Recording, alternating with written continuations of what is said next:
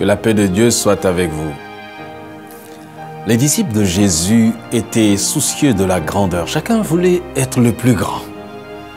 L'obsession pour la grandeur, l'élévation anime encore les êtres humains. Je me demande simplement ce que nous mettrions dans notre CV si Dieu nous le demandait. À force de rechercher les honneurs, la première place, notre vie s'est vidée de son bonheur. Le héros n'est plus le riche qui devient pauvre, encore moins celui qui accepte de demander pardon dans un conflit. Je crois que nous devons changer de paradigme et le modèle de Jésus est notre remède. Avez-vous entendu parler du syndrome de Peter Pan? C'est un complexe qui anime ceux qui refusent de devenir adultes et qui veulent demeurer enfants toute leur vie. Ce trouble de comportement s'est vu chez le célèbre chanteur Michael Jackson. Retrouver l'innocence et l'insouciance de l'enfance est l'envie de beaucoup de personnes adultes. À force de vivre dans un pays imaginaire, ces nostalgiques de l'enfance développent une maladie mentale. Dans un magazine, le Virginia Medical Monthly, un médecin a raconté l'histoire d'une femme résidant en Virginie qui avait une croissance normale. Elle s'était mariée et avait eu 3 enfants. La vie était vraiment heureuse alors que les enfants étaient au lycée, son mari et son père décèdent. La mère redouble alors de dévouement pour ses enfants, changea ses vêtements pour ceux d'une jeune fille de 20 ans et participa aux activités de ses enfants. Au départ, c'était plaisant pour ces derniers. Et au bout de quelques années, les enfants remarquaient qu'à mesure qu'ils grandissaient, leur mère devenait plus jeune dans son esprit. Et les psychiatres parlent de régression de la personnalité, ce qui signifie littéralement une personne qui marche à reculons. En général, ces personnes cessent de régresser à un certain âge, mais pas cette femme. Elle a continué son processus inverse. À 61 ans, elle agissait et parlait comme une enfant de 6 ans.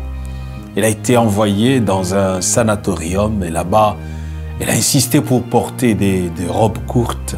Elle s'amusait avec des jouets et babillait comme une enfant. Elle renversait sa nourriture, rampait au sol et criait « Maman, maman ». Elle a encore reculé jusqu'à l'âge d'1 an, a bu du lait, s'est recroquevillée comme un bébé. Enfin, elle avait franchi la ligne et en était morte. Triste, n'est-ce pas? Pourtant, Jésus nous encourage à ressembler aux petits-enfants. Dans Matthieu au chapitre 18, versets 2 à 4, nous lisons ceci.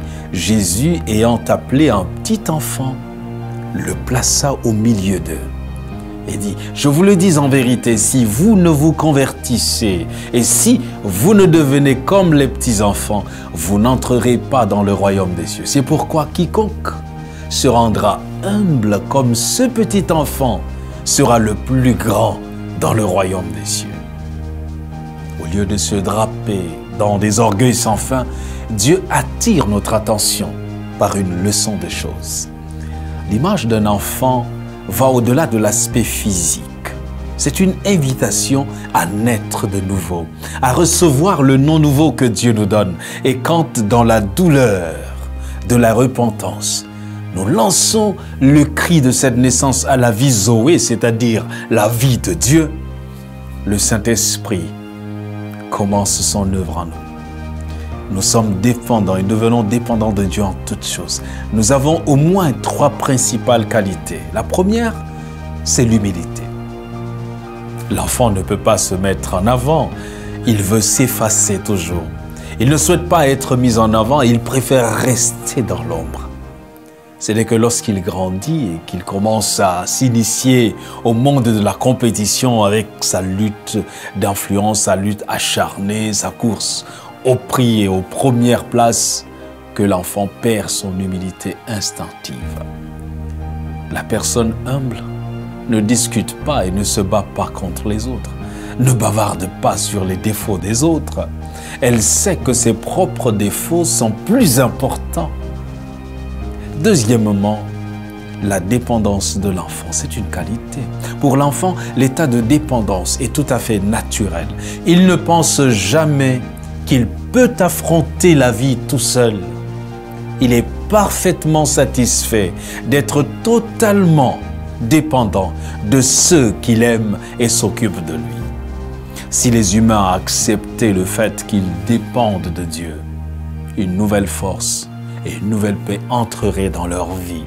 Ils sauraient reposer leur fardeau sur Dieu. Troisièmement, il y a la confiance de l'enfant. L'enfant, il lui fait confiance à ses parents pour la satisfaction de ses besoins. L'enfant sait qu'il va manger, qu'il sera vêtu, que le voyage se passera bien et que toutes les factures, de toute façon, seront réglées. Faisons-nous confiance à Dieu. Sais-tu que rien n'est impossible à Dieu? Pourquoi ne lui fais-tu pas confiance? Ne sois pas l'enfant rebelle que dénonce Dieu dans Ésaïe 30, verset 1er. Malheur, dit l'Éternel, aux enfants rebelles qui prennent des résolutions sans moi et qui font des alliances sans ma volonté pour accumuler péché sur péché. Apprends à compter sur Dieu, à le consulter. Et le moyen sûr se trouve dans la parole de Dieu. Nous pouvons alors expérimenter la nouvelle naissance et la croissance. Désirez, comme des enfants nouveau-nés, le lait spirituel et pur, afin que par lui, vous croissiez pour le salut. 1 Pierre, chapitre 2, verset 2. Sois humble, et comme un enfant, tu seras grand, tu vas grandir. Que Dieu te bénisse.